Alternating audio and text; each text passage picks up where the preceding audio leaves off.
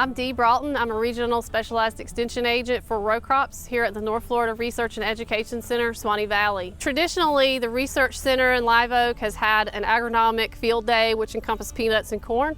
This year we weren't able to provide a field day for our growers and for our clientele because of the COVID situation. I'm here because I'd like to walk you through the current status of our population by variety trial and explain a little bit of details about it and why we're doing this. As varieties change from year to year with corn, growers are interested in what the most popular varieties look like at different seeding rates. So that would be helpful for most growers because they want to know within their management style and within their current seeding rate or another seeding rate, like what would be optimal and what is that point of diminishing return. The way that we implemented this study and we designed this study was to look at the 5 popular varieties that people are growing currently and look at 5 different seeding rates from 20, 25, 30, 35, and 40,000 seed per acre. We have 25 treatments in one plot and we replicated that 4 times.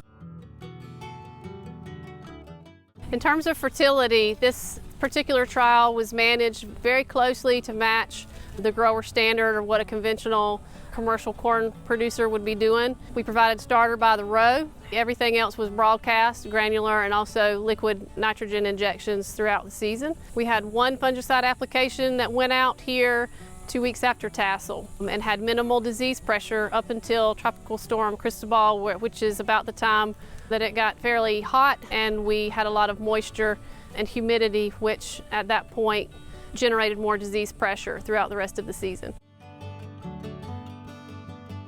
So there are different advantages and disadvantages of higher seeding rates versus lower seeding rates for corn. Within the higher seeding rates, a grower is going to have to put more into that crop in order to maintain it and have a healthy crop overall throughout the season. So for example, at 35,000 and above, you're going to have more water inputs, you're going to have more fertility, more disease, higher instance of lodging, and there are going to be higher costs associated with that. Some varieties seem to perform better at the higher densities. On the other hand, with the lower populations, you're going to have less inputs involved in that, less in terms of disease overall, typically less in terms of fertility and fungicides and those types of expenses that you would have on the lower populations. You wouldn't have as much in the crop. But on the other hand, like what is that sweet spot or that point of diminishing returns? Is it the 20,000, is it the 40, or is it somewhere in between that's more advantageous economically for the grower and more manageable? If this were a typical field day and you all were here walking through the plots with me, you would be able to see and compare the different varieties and notice which varieties are more susceptible to certain common diseases. This year in particular was a bad year because of disease, but it was a good year for this trial to experience and to see which varieties side by side in these treatments were more susceptible to northern corn leaf blight or southern rust. This provided an opportunity to show folks as they drop in to be able to see the differences.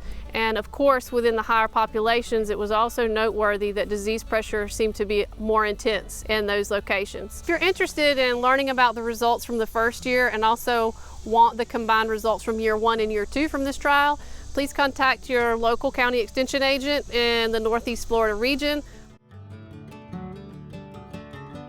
We've had the same seed in the trial for 2 years and are interested in expanding the trial and also changing the varieties that we have to match the more popular varieties that growers are interested in or are currently growing. Any industry representatives or growers that are interested in us continuing a project like this, contact me directly here at North Florida Research and Education Center, Suwannee Valley.